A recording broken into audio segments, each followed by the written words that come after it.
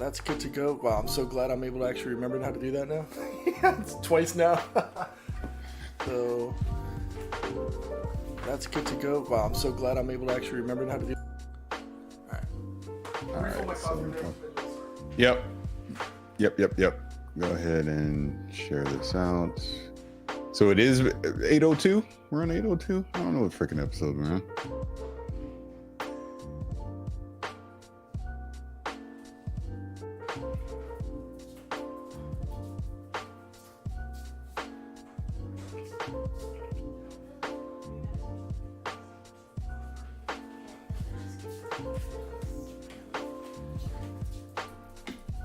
It's 8:03.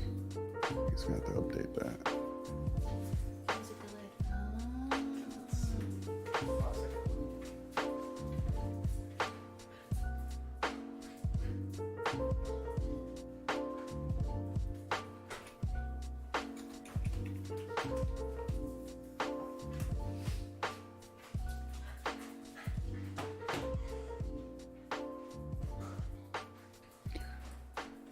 Hey, good morning. Hope you guys can hear me okay. Looks like Pete is laundering his wife. He need to close that door. All his business out there.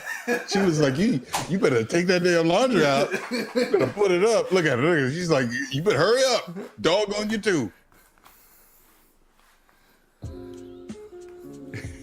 Hey, gotta make sure priorities are taken care of before you start doing any of these strems. No, it's not. Want to get a quick audio check then? I guess yeah, they say they can hear me, so okay. As long as they can hear you, we're good. You're out of breath running through the house, goddamn. Yeah. All right, cardio's done. All right, so yeah, we can hear you guys just fine. Okay, so sounds like we are ready to. Update to 8:03. You have it at 8:02 on the title. Okay. Yep.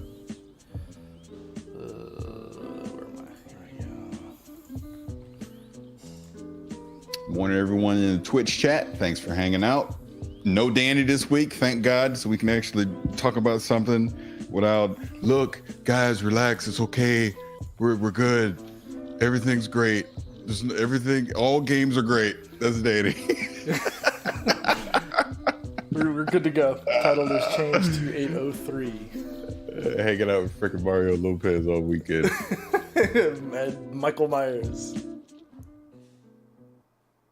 I'm not shady this morning, Tanya. Good morning to you too. I'm speaking the truth. But that's why I love Danny though, because literally I talk to Danny every morning during the week, and he always has a crazy conspiracy. That's what Danny's secret is. He always got something. And just the other day I was like, Jesus Christ, everything's a conspiracy. You're conspiracy Steve. Hey, he's on the and there he is in the chat, poking his head in. I'm in punks.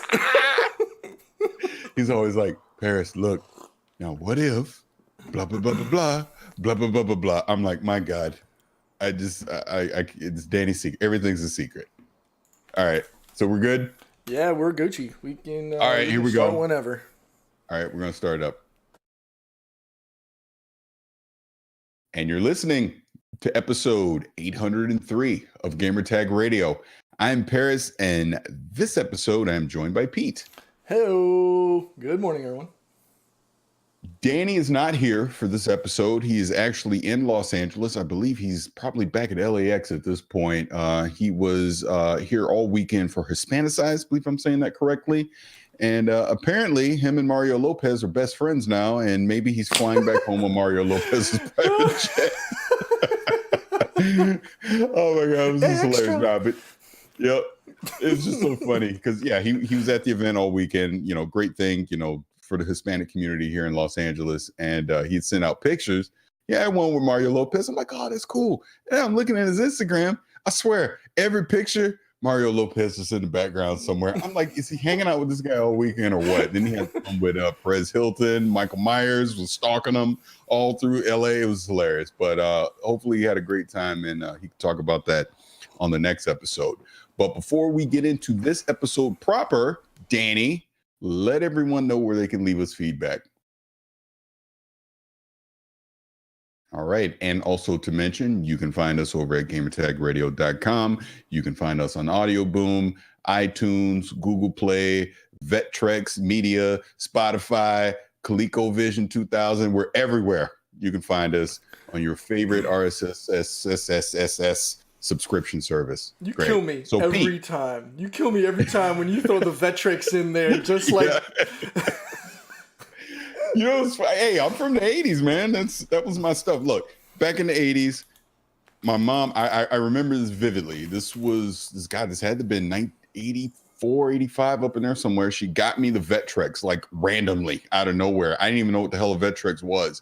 And to me, that was like the absolute coolest thing in the world. And I played that asteroid game ripoff. It was called Mindstorm or something like that.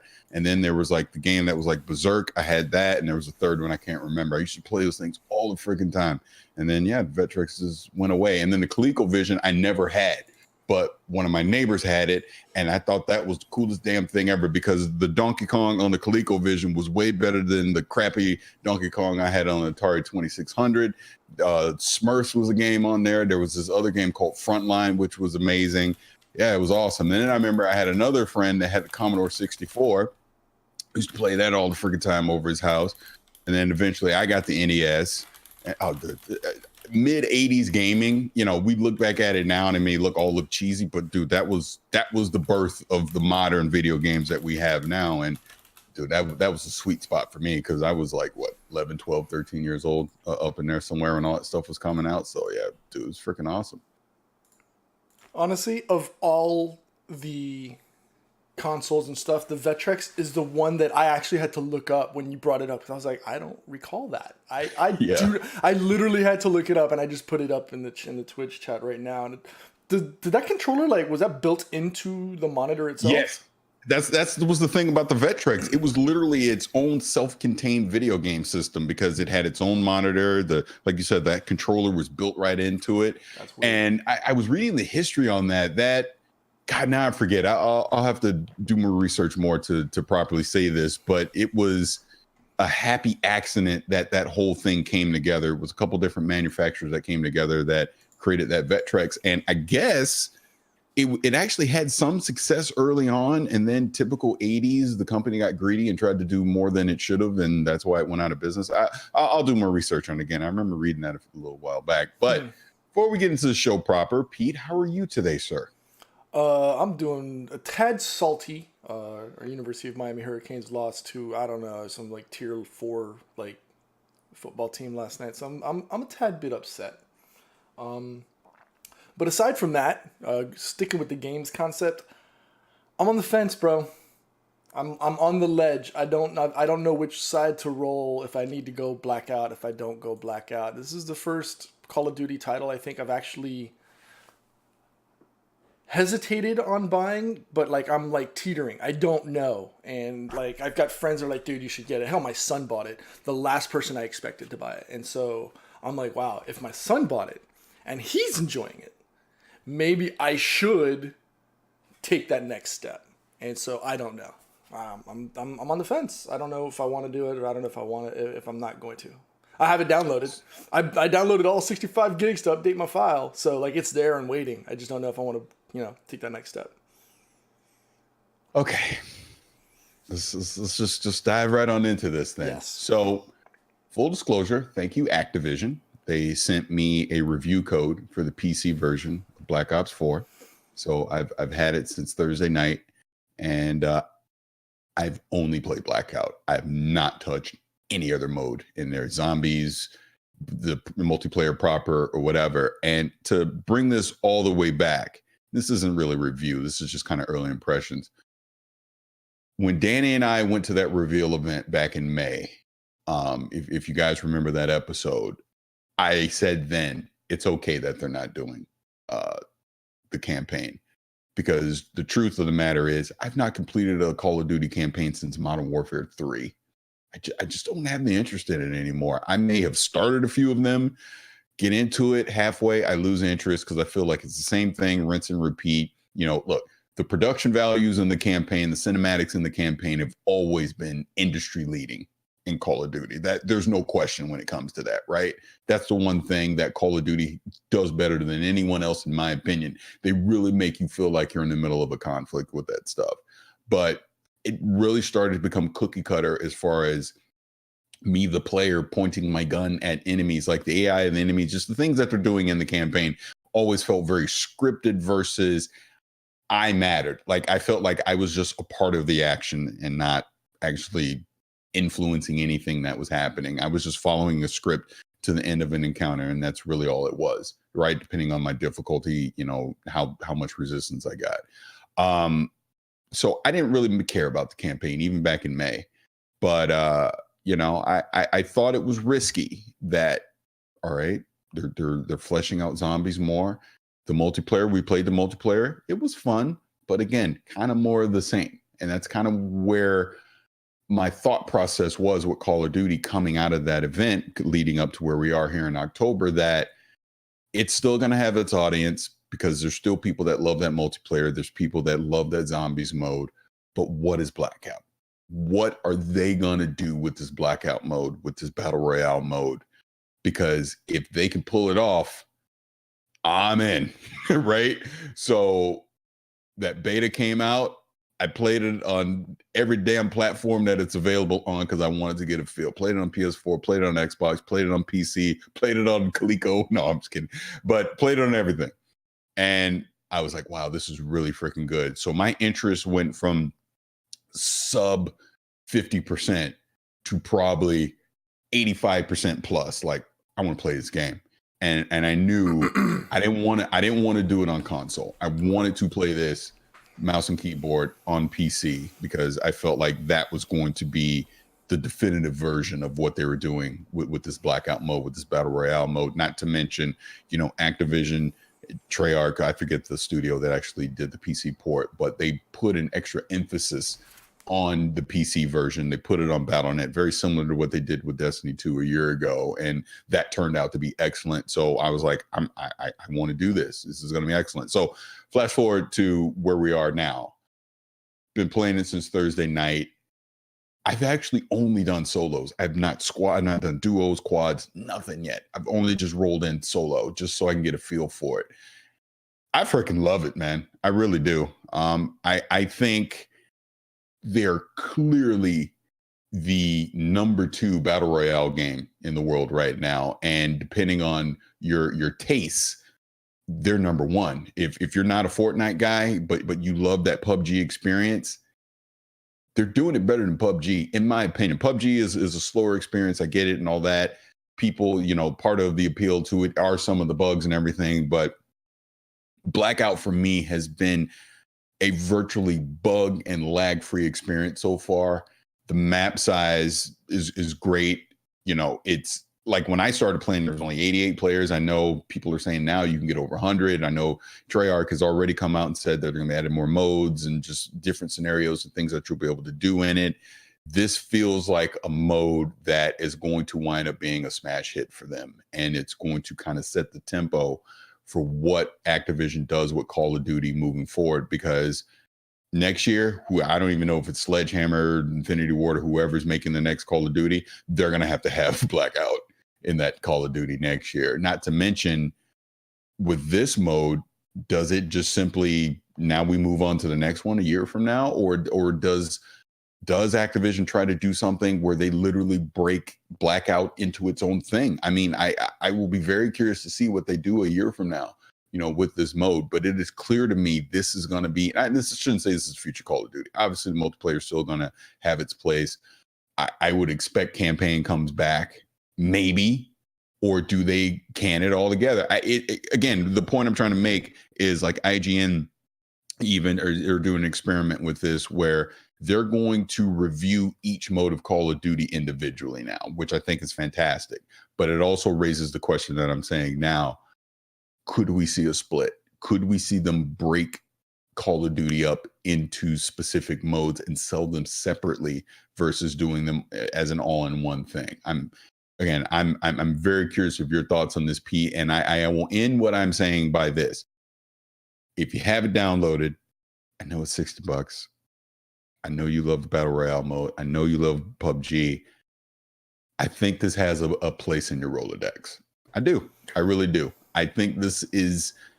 I think you will be Squidward watching me, freaking Danny, just running around with our arms up, going wee, having fun. If you don't play this, in my opinion. But again, you got to throw money at it. So where I didn't, to be fair, but that's why we run ads on GTR. Maybe sometimes you just got to dip into it a little bit. That's all I'm saying. That's all I'm saying. So there's definitely a case of FOMO going on, right? Fear of missing out, right? I've got friends playing it. I was playing last. I was playing PUBG with friends, and I happened to look over at Twitch, and I noticed that there was 300,000 viewers on Twitch watching.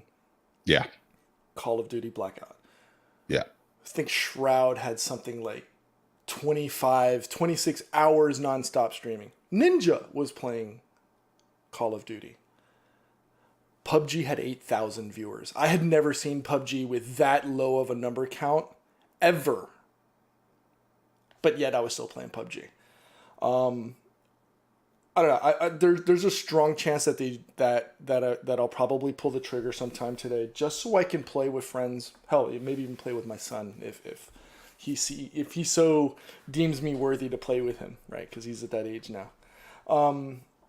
To go to the other part of your conversation, which with regards to them splitting it out, I don't think they will. The only reason I say that is they're already splitting them out from a development standpoint. You've got Sledgehammer, you've got Treyarch, you have Infinity Ward, and by the way, Beanox is the company that did the PC development portion of it. Thank you. I'm afraid that it gets too fractured at that point. Right, it's kind of like when you look at the Android ecosystem. You've got you've got Samsung, you have all the other hardware carriers all playing with different software carriers, and you start to lose the focus of the particular title. Not to say that it's a bad thing. I think Battle Royale has become large enough that it's almost become its own.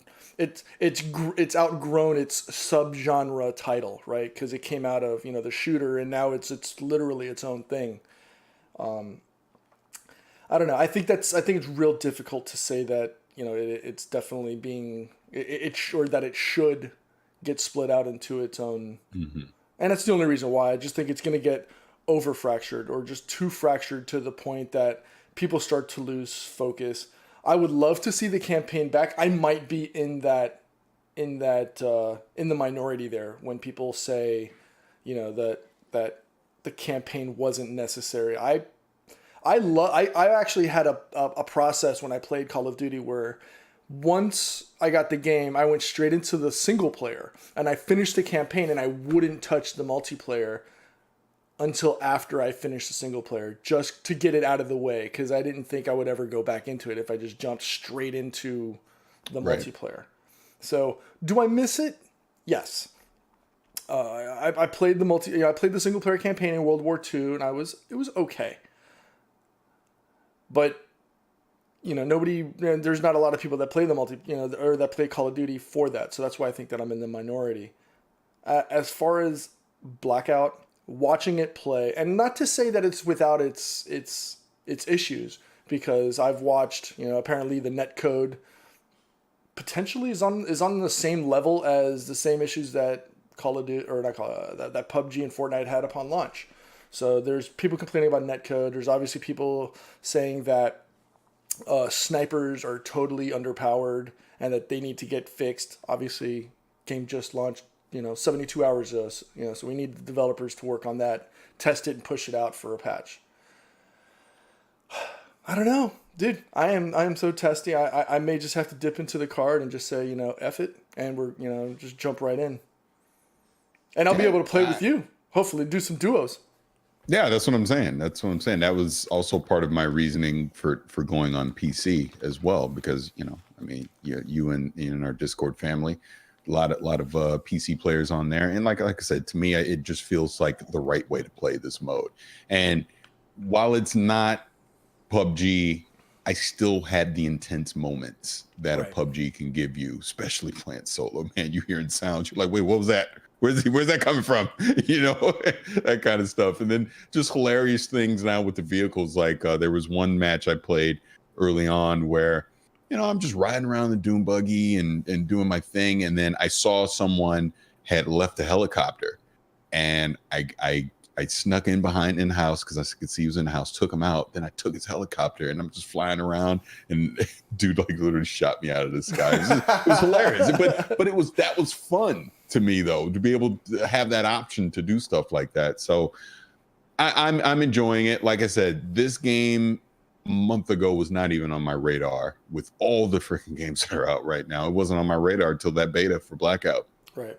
And it shot right up the list, and I'm very excited for it, and I think it's a lot of fun. So, like you brought up the point though, I do agree that I don't think Activision would break Call of Duty up into various modes and sell it separately for just everything that you said. But I guarantee you that conversation has been had. They're having that conversation, because I think they would have to, just as a company. You want to look at every angle to see, what's the best next step for the title. My question to you is, I see you're enjoying it now. Does Blackout pose enough of a fun factor or a challenge that you'll still be playing this 30, 60, 90 days from now? Yes, I'm not Danny. Yes, I will. and that's the thing. And I know I'm throwing shade at Danny, I love him, but the reason I bring that up is, as you can see, I'm very picky on what I devote my time to. Mm-hmm. Dude, I've still not played Spider-Man. Which is crazy. But there's a method to my madness, because once I pick up that controller for Spider-Man, that's all I'm going to play until I'm done. I'm not big on hopping back and forth between games, which is why I'm so conflicted with all the stuff that's going on right now. Matter of fact, as soon as we're done with this podcast, I'm going to finish the raid for Destiny 2, because we're literally at Ribbon. And I want to knock that out, get my raid clear, and I'm probably going to take a break from Destiny for a couple weeks, because I want to devote time to Blackout. Again, I'll get into the story of other things I'm playing. There's a couple other things I'm playing as well that I'm kind of jumping into, and that's what I want to play. And then when I'm done with that, then I'll get back into Destiny, that whole thing. But anyways, point I'm making is, yeah, I will be playing Blackout past the 30-day mark, the 60-day mark into 2019. But that mode, along with everything else, is there's just so many games that are going to be fighting for my attention. But at least with Blackout, it's not a mode that I necessarily need to commit a huge amount of time to. It's something that every match is its own thing. So there'll be the one-offs where, hey, you want to run some quad? Sure, let's jump in. We'll run a few matches, have fun, and then I'm back to whatever else I was doing. I think, again, that's kind of the beauty of the way that this mode works, why it's so enjoyable, because it doesn't require the time commitment to have fun. Every match can be fun, no matter if it's the first time you pick it up or it's the 100th time you pick up. Everyone can be unique. So yeah, I'm in for sure. And like I said, I was skeptical at first when they announced it. Then I was very curious through the summer. And then now that I see what they're doing, very happy to see this. Now, here brings the next question. What is EA going to do? What is DICE doing? What is Battlefield going to be? I've seen rumblings of what the Battlefield version of this is going to be, but we've not actually seen it yet, because allegedly there's no solo modes in this. There's no duo. They're only running quads, and it's only 64 players, which is fine. I don't think that's a deal breaker. It's only 64 players, but I'm curious if that's just the initial offering, or they're going to break it out into other things. But we simply don't know yet. So again, I'll be very curious to see what the Battlefield version of this is going to be. And yeah, we'll go from there. Again, if you're a Battle Royale fan, it's great to see these options, especially on the console side. That's the other big thing with Blackout. This is the best console version of a Battle Royale game. This is definitely better than PUBG when it comes to being on the console, not to mention it's also available on the PlayStation 4. And when I say that, I'm not including Fortnite. Fortnite is literally its own thing at this point. But like I said, we'll see what the Battlefield version of this is going to be. And then going into 2019, who else is going to attempt to do this? Is the Division 2 going to have some? Because remember, there was rumblings at a certain point that the Division 2 was going to have some form of battle royale. We don't know yet. So that'll be interesting to see when more of that news comes out. Will the Division 2 try something similar? I think they could absolutely pull it off if they try, but we'll see. We'll absolutely see. So that's it. I'll stop rambling about Blackout, but any last things you want to bring on that? No, I'm excited to hear that you have interest in the battle royale mode in general, because you've always been like you've been the Squidward in that way, where you've always been curious about it but never like full-fledged jumping in. And so I'm glad to see that you have excitement and enjoyment of playing it, as opposed to just like, okay, I see everybody playing it, Pete's always playing it, Danny plays it on occasion, but you've never like embraced the battle royale genre. So I'm glad to see that you're jumping in head first. Yeah, and I think I'll say this, and then I'll be quiet about it. Fortnite's just not for me. I'm like, my son plays it all the time. PUBG could be. I've just not truly committed to it, but this one seemed right to give the commitment to. As kind of this is the nice introduction into the whole battle royale genre. Maybe I get so much into it, then I'll give PUBG a second look and commit to that more. But this one seemed the right one to do. You know what I mean? Not to mention, like I said, it's very polished for what it is versus what I have experienced so far with PUBG on PC and on Xbox. So yeah, like I said, this feels right to me to be the one to get into. I'm glad. But I'm glad. Now moving on to something else, because so Assassin's Creed Odyssey. I've been playing it. It's fantastic for what it is. But earlier this week, I go, I'm curious.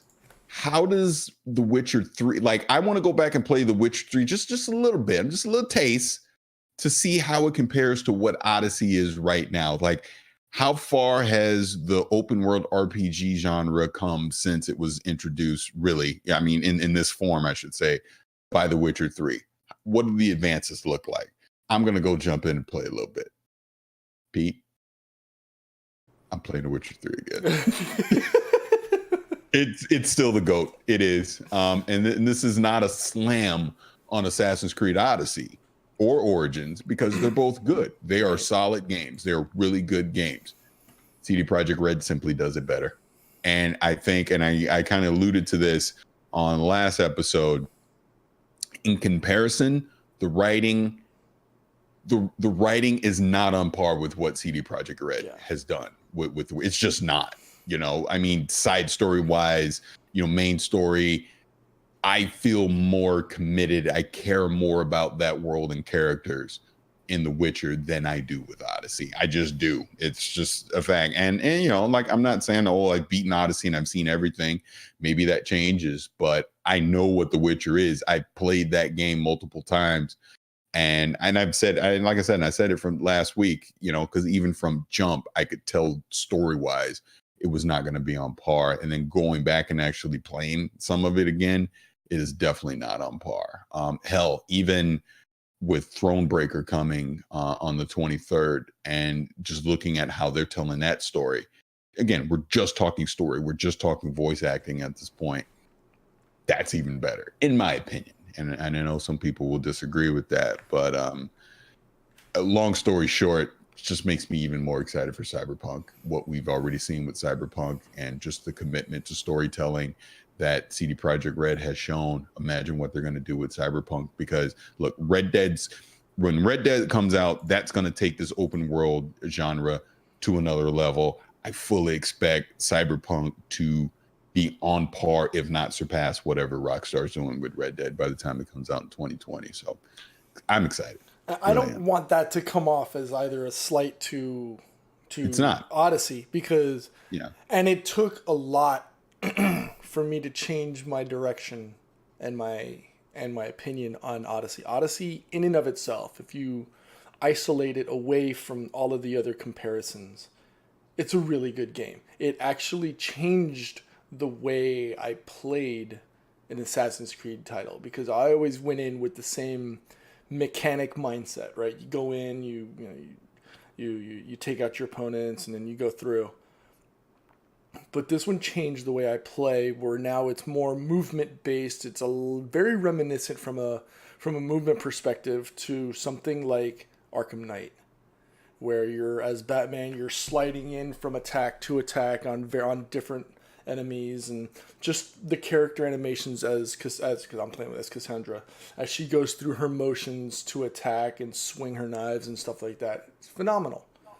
But like you say, if you try it, once you put it into that comparison of Assassin's Creed Odyssey in comparison to like Witcher 3, I would say, Blood and Wine or Hearts of Stone outshine Odyssey on its own. Dude, just the DLCs alone outshine from, I think are more of an overall package because of the writing and the lore and the story and everything else. I think those DLCs in and of itself outshine Odyssey just because of how well they're done. Have you played Blood and Wine? Did you get that far? I played a little bit of it. But and send your angry tweets at Vicious696. Blood and Wine on its own, just that. Forget the rest of the game. Just Blood and Wine. Best open world RPG of this generation. Period. Point blank. It beats whatever Odyssey is doing or any of these other ones today, in my opinion. I did Hearts of Stone. I went halfway through Blood and Wine. I probably should go back into that and finish that. No, you should. You should. It's that good. And what that tells, this is CD Projekt Red learning from when they initially launched The Witcher 3. This was the culmination of all their lessons learned, is what they put into Blood and Wine. It is literally its own game. It really is. It's that good. And that to me again is a gold standard of what CD Projekt Red has done. Is look at those 2 expansions that they put out. I mean, they are top tier. They are not cookie cutter throwaway stuff. They are worth the price of admission plus more. So when I have that in the back of my head the whole time I'm playing Odyssey, and again, I love Cassandra. I love what Odyssey is. Odyssey is worth the $60 that you would spend on it today. Let's not get that twisted at all. Unfortunately, I'm comparing it to the GOAT. That's really all it comes down to. It's like me loving. Let's take a basketball analogy as an example. This is me loving Russell Westbrook because Russell Westbrook is a great player for OKC, but then I'm trying to compare him to LeBron. Right. You know what I'm saying? Just take that example. Yeah, both are great players, but LeBron's the best player. Period. Right, you can't argue that. Yeah, he's good as a standalone, but when you compare him to others, that's when you start to see the little kinks in the armor. But yeah, I am shocked, and I am anxiously awaiting to see what they're going to be able to do with Cyberpunk 2077, having gone through all of the learning and all of the growing pains of seeing how The Witcher 3 evolved from its main story to Hearts of Stone to Blood and Wine. Now, evolving that, flipping it from that mystical fantasy era into this cybernetic, post-apocalyptic futurescape of of Cyberpunk 2077. I can't imagine what that's going to be like. I can't. And now you're going first person as opposed to third person. That may be the only game we play for that 1 year plus once it launches. Well, hey, I've said it multiple times already. The PC that I am staring at right now was originally built for The Witcher 3 with a 980 GPU in it. GPU. And I've upgraded things here or there, and I'm 1080 Ti now, but I originally built it because of The Witcher 3. And in 2020, I'm fully expecting to retire this machine off to my son, most likely. You don't know that yet, but I will be building a new PC specifically for Cyberpunk, because like you just said, that is probably the only game I'll be playing when that comes out. I mean, I'm sure we'll be on Destiny 12 or something at that point. I'll dip in and out of that. But my primary game when that comes out is going to be Cyberpunk, because I fully expected to be genre defining. And I know that's putting a lot of pressure on it, personal pressure on it, that it needs to live up to this for me. But I did that with The Witcher 3 and it lived up to it. It really did. And what we've seen so far with Cyberpunk, look, you've all probably seen the video that went viral that Danny took of me at E3 walking out from Cyberpunk. You saw the goofy look on my face, and I couldn't help it because you've all seen that demo now. Imagine seeing it for the first time sitting in that crowd at E3. I was absolutely blown away, and I fully expected to be an amazing game. And if I'm wrong, I'll be sad because that's how much I wanted to be good. So we'll see. But speaking on that, and just to shift this slightly, but kind of staying in that genre, Fallout 76, have you kind of kept up with the news of the previews that have come out about that so far? I have not. I know my son is anxiously awaiting. He jumped in and threw the $300 for the pre-order when it launched and announced. He's getting the helmet. He's getting what he's calling the Virgin protection gear. He's anxiously waiting for it. I know that they just went through a stress test this past week. But I haven't, I kind of read up on it yesterday, but I haven't really seen what is going on with it. Surprisingly, I have no anxiety or excitement for it. I just don't know if that's something that I want to play. I'm on the fence. There is a chance I'll be reviewing it. We'll see, But if I had to, let's put it this way: if I wasn't reviewing it and I needed to spend the money on it myself, I'm squarely on the fence of I just don't know. Like almost like don't get it at launch, wait to see what reviews and what people think before I do. So to anyone listening to this or watching this on Twitch, I would wait personally to see.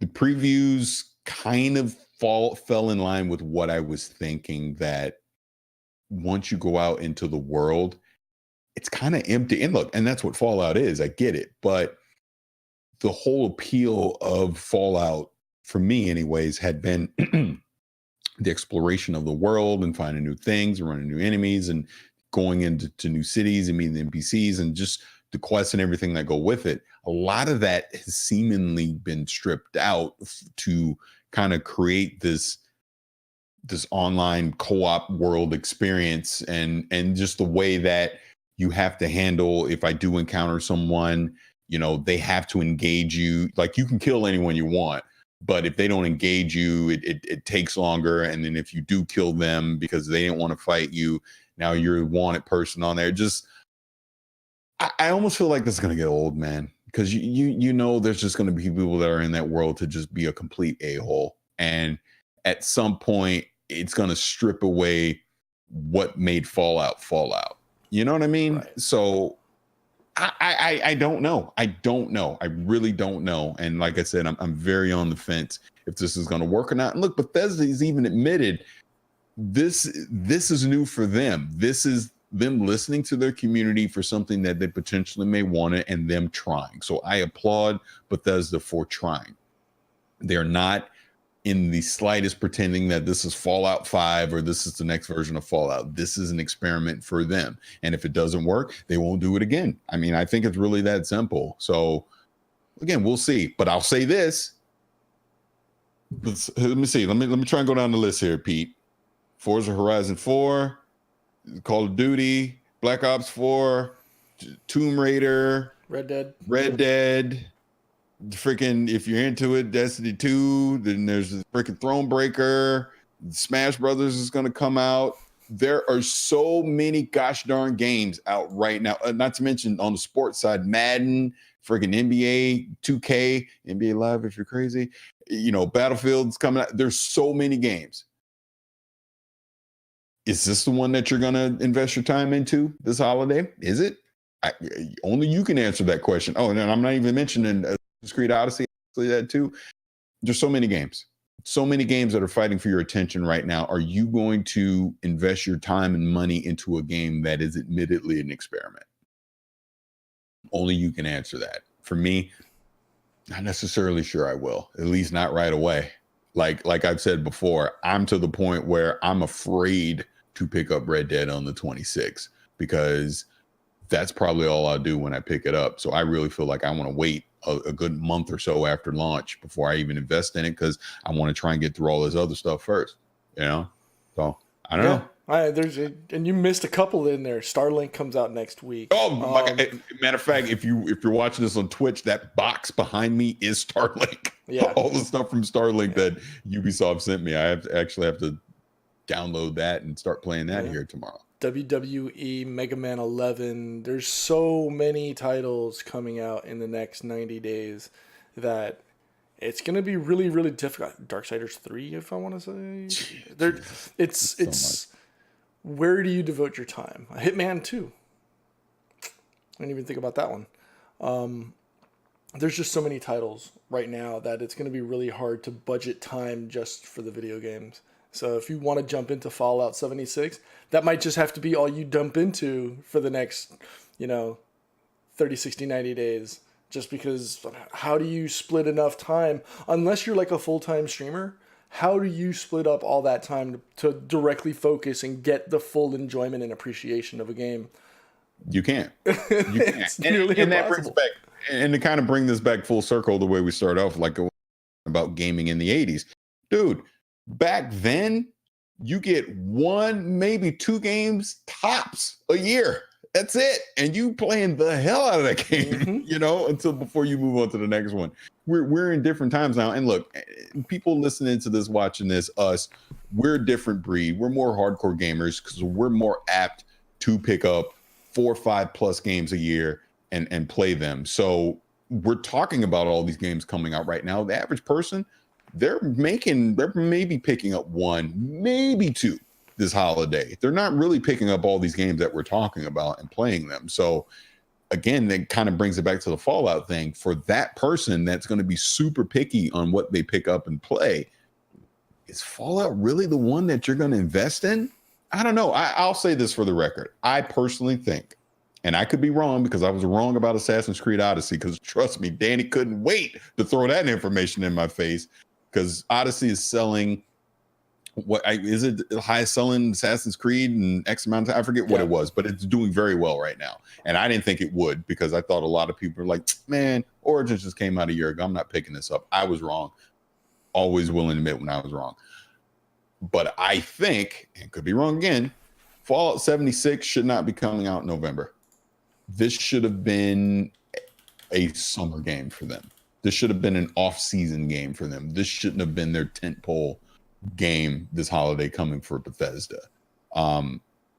Which, to be honest, if you look at outside of the main Fallout and Elder Scroll games, when they bring them out in the holiday, their other games haven't been doing that well.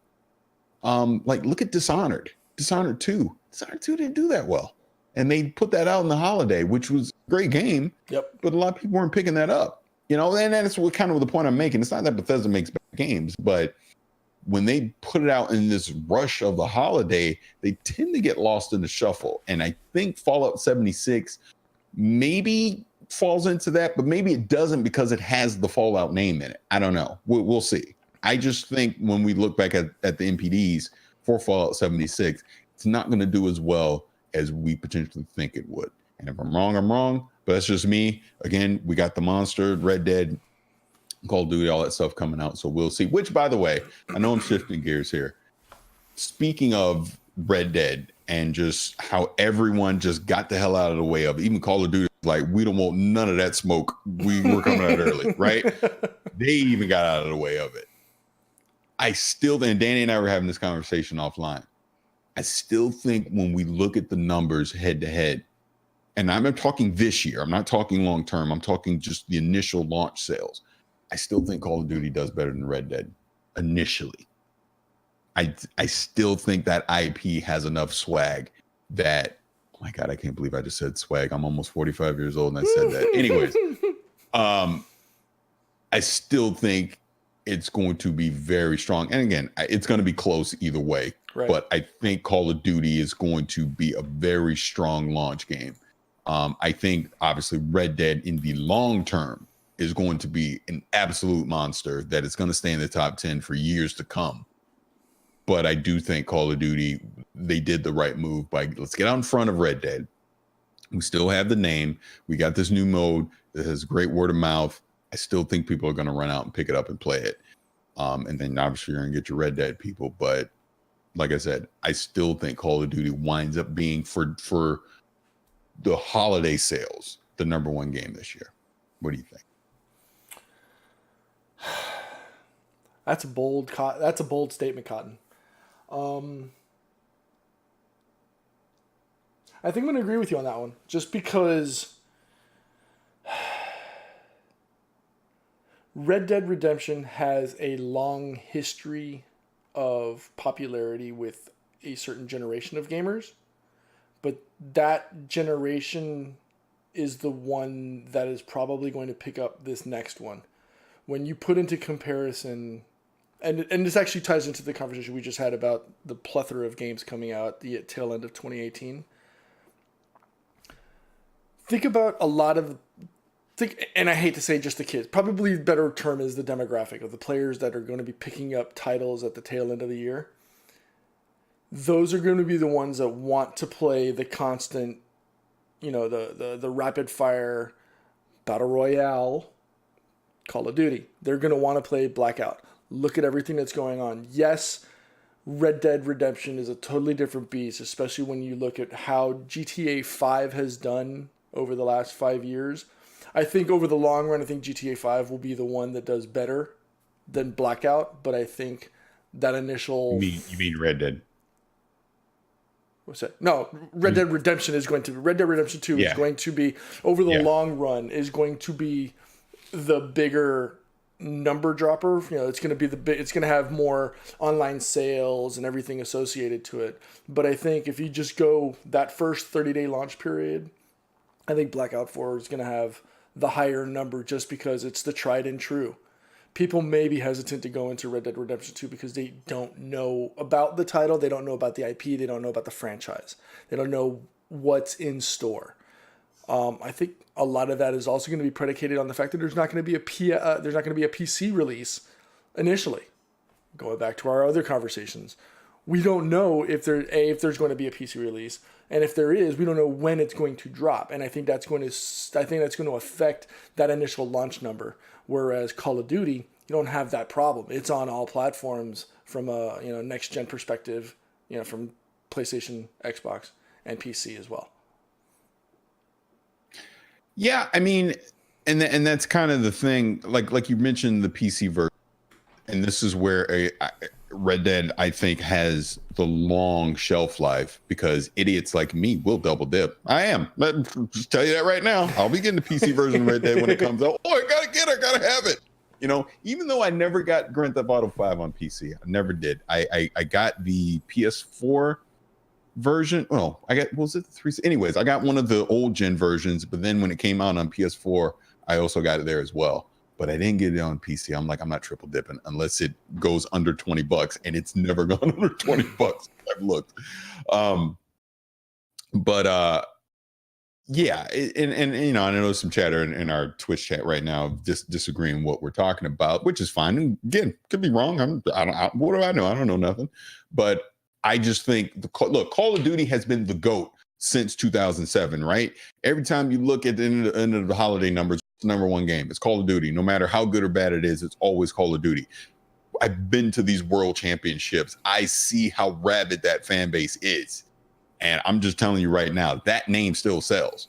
It may not be at its peak anymore, but it's still selling enough that it's number one, which is why they keep pumping these damn things out every year. And there's no signs of that slowing down. So that's why I say, again, I still think getting out 2 weeks ahead of Red Dead was the right move for them. And I still think because of that, they're still going to have record sales. I shouldn't say record. They're still going to have high sales. Mm-hmm. And there is the potential they could still be the number one game this holiday. If they're not, they're number two because it's Red Dead. I'm acknowledging that monster. I just think there's a chance that Call of Duty still has its rabid fan base that picks that game up. That's all. And also look at the numbers and I know it's initial. I know it's because it's the first week. But if you look at all of the big names on Twitch who have basically dropped off of the PUBG bandwagon, the Shrouds, the Disrespects, all of them, they've essentially said goodbye to PUBG. Will they come back? I don't know. Probably not for the next couple of weeks, especially because, Blackout's the hot title du jour. But to see how the bandwagon in general has left PUBG aside, only those hardcore players are going to remain on PUBG. To see the general mass of people shift from PUBG to Blackout, the excitement leading into the launch of everybody saying they wanted to jump because of various reasons, don't be surprised if you and I are right because of that. I mean, that shift tells a lot of tales, especially from a sales perspective and an excitement level, that people wanted to see this game. And to see how well it's done initially, again, it's had its issues. It's got its very, very minor, but these are like nitpicky issues. To see how they've done that, it's going to be, if anything, it'll be close if you compare those Red Dead to Blackout 4 numbers. Yep, agreed. I think we're gonna wrap it up now because, full disclosure, I'm gonna go finish this raid. I'm just being honest, so we're not gonna go extra long. And Danny, because we have some voicemails and things, but I actually think those would be better if Danny was on, so we get all three of our perspectives on them, especially since because there are a lot of them tied to the streaming stuff, and just when we're having that discussion last week with Danny and I about PlayStation 5 versus what Xbox is doing, backwards compatibility, all that stuff. So we'll wait till Danny comes back on Wednesday to get into that further. So before we wrap this up, any last comment, thread, anything you want to bring up? I'm buying Blackout 4 because my son just told me, he literally just sent me the message and he said, "Where you at? Let's bleep on some kids on Blackout 4. Well, there you go. So there you go. I'm out. There you go. I'm going in. Yeah. Yeah. Like I said, I got to finish Riven, so I won't be on this morning, and then I'm gonna go watch NFL, and after that, we're going to a friend's house. Get all the kids together thing. Right. So if I'm on, it won't be until late this evening. So if you're still around, I'll definitely jump in. But that's good. Glad you're going to do it. I like how we started the show. I don't know. We'll see. And then by the end, you're getting it. Great. That's all it took. All it took was one message from my son to say, "Let's go." Yep. And I'm in. That's great. That's great. All right. Well, then we're going to go ahead and wrap up this episode. So I want to thank everybody for listening to Gamertag Radio, episode 804. Danny, one more time, remind everyone where they can leave us feedback. All right. We'll be back later this week. We'll have Danny here, and we'll jump into more of all these topics of the gaming world. Like I said, this is the crazy time because there's so many great games coming out. So I'm sure we'll have a lot to talk about here soon. And again, just want to thank everyone for listening. This has been episode 804. I'm Paris. That's Pete. We'll see you guys in a few days. Peace. Yeah, that's all it took. That's all it took. My son to send me that message. So, I do it again. I'm having fun with it. Like I said, having fun with it. So you're saying what, like 8-9 o'clock your time? If I'm not drunk, I'm just gonna be honest with you. If there's alcohol involved, I'll probably be drunk. So probably not. We'll see. Then I'll just be streaming. Then I'll be streaming Blackout on my own tonight. Yeah. Right on. But yeah, if we don't catch up tonight, we'll catch up during the week or something. Yeah, for sure. Yeah. Look. Again, I hope he's still here. I'm not Danny. I'm not tapping out after a week. Okay, I'm in for the long haul. Like I said, dude, to me, it's very optimized on the PC. I'm very happy with the PC version of the game, which was another reason why I wanted to go that route versus console. So yeah, I'm in. I'm definitely in. And Blazing. Yes, I am all in there, dude. Daredevil season 3 next week. Okay, I have a quandary. Uh-oh. I have an issue. Hashtag Danny Secrets. As you know, I'm going to be traveling soon, but it's literally 3 days after Daredevil comes out. Do I wait and watch it on the plane? Oh, Okay. wait. I didn't think so. No, well, no, that one, I'm not waiting that long for that. The I was long gonna say, one. But I have the other one, which is shorter. Yeah, I'm not waiting. Screw that. There's no way. There's no way in hell I'm waiting. There's no way. I literally had to talk it out and I had to hear myself say it. That's crazy talk. I'm not waiting. I'm watching Daredevil. Friggin' Friday night. As soon as I get home from work, I'm just jumping in. Oh, I can't wait. It's gonna be so good. By the way, real quick before I hop off, because it's obviously Iron Fist got canceled. To me, it's a good thing. I've not watched season 2. I have no interest in watching season 2. I hear it's a lot better than what season 1 was. But in my opinion, I think Danny Rand works better as a supporting character, and they should just put him into Luke Cage with Heroes for Hire. Mm-hmm. Just do that. I'm fine with that. I think he worked. Did you watch season 2 of Luke Cage? Yes. That episode he was in, to me, I was like, that's how you use Iron Fist. Yes, you add him as an ancillary character, but not as a lead. Yeah, exactly.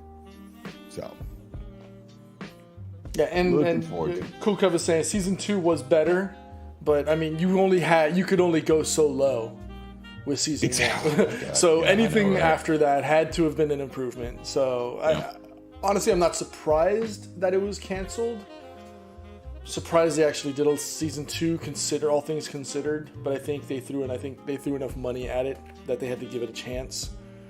We saw Defenders isn't coming back anyways, so. Yep. Well, they said there's a chance it comes back, but not this roster. It may be a different roster, which is fine. Because basically, if you think about it, we're just now getting Daredevil season 3. That was the byproduct of the Defenders, because everyone thought Matt was dead. So Jessica Jones, Luke Cage, and Iron Fist all had to get their seasons before Daredevil, because it was under the premise that, the Devil of Hell's Kitchen is gone, right? That was part of that. So, and I guess, the first 6 episodes are, people have been reviewing them already. I guess it's so good this season. Netflix is already committed to season 4 and 5 of Daredevil. Like, not officially. I thought Marvel wasn't renewing anything because he wanted to push everything towards their streaming service. The compromise was they're going to let Netflix keep what they have. So the fact that they've canceled Iron Fist, Disney could bring Iron Fist over to the Disney thing if they wanted to, but look, they're not going to do that. Why would you? So it sounds like this universe that they already have, so Punisher, Daredevil, Jessica Jones, Luke Cage, I should say, those will all stay with Netflix as long as they want them to, until Netflix decides they're done with them. And it doesn't sound like they're going to slow down, because we're going to get, I guess the announcement's going to come out soon for season 3 of Luke Cage. And then, allegedly this season Daredevil is so good, they're committing to 2 more seasons of Daredevil beyond this. So I'm fine. Oh, and Jessica Jones is getting a season 3 because they're about to start shooting that. And we're getting season 2 of Punisher early next year. Interesting. Good to know then. I'm glad because I would have hated to see like Daredevil and get broken up, that whole dynamic of Charlie Cox and everybody else, the momentum that they've built within that Netflix MCU universe. I would have hated to see that get broken up just because of, Disney wanting to do their own streaming service. So I'm glad that they're not breaking that up. Yeah, agreed. To me, Daredevil, that's why I'm excited. I enjoyed season 1 of Jessica Jones. I enjoyed half of the first season of Luke Cage. Season 2 of Luke Cage was okay. I had not finished season 2 of Jessica Jones. It just bored me to tears. It's slow. Yeah. And I think that's the problem with that one in general. Yeah. It's just a slow plod. Yeah. And to be honest with you, I'm not so sure long term how the Jessica Jones resting bitch face persona can work. I'm sorry. I'm serious. At some point, it just gets. It's like, okay, we get it. You hate everything. Move on, please. It's like at some point you got to get past that. Her character has to evolve past that. It does. And like I said, I've not finished season 2. I don't know if that happens in season 2, but I'll finish it at some point. Rolling into season 3, they got to change that character up, because Defenders really highlighted that for me. I'm like, oh, okay, God, you're snarky with everything. It's like, can we please grow as a character, please? Daredevil's like that's the whole point here with Daredevil. He's not the same character that he was in season 1 anymore. the toll of being the devil of Hell's Kitchen has weighed on him to the point where it's like, why am I doing this anymore? The more people I save, the worse it gets. Something has to change. Again, the whole dynamic with him and Kingpin, all that's growth. Like Punisher, I fully expect that character to change going into season 2. Luke Cage has even changed, by the end of his season 2. Yep. Jessica Jones is still the same angry character look, she's me. She's still the same angry person she was at the start of episode 1, season 1. So we were having this conversation on Twitter with our favorite unnamed gaming employee. And he said something about he wants to see, Daughters of the Dragon, maybe another Defenders. And I said, and Night Nurse needs a little mini series. And he said, not everyone agrees. What are your thoughts? I don't need Night Nurse. Maybe I just want to see more Rosario Dawson. Well, hey. Of course. Of course. They can make a series just called Let's Just Look at Rosario Dawson. And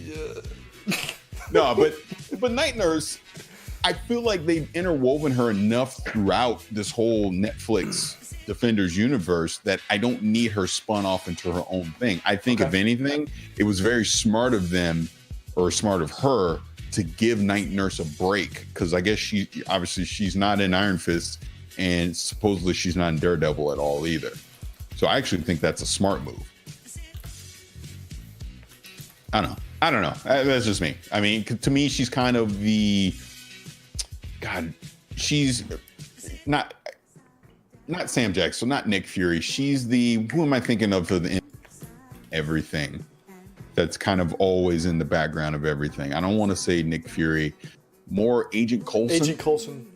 Yeah, she's kind of the Agent Coulson of the Defenders. Yeah, Defenderverse. So I think that's a good role for her. Yeah.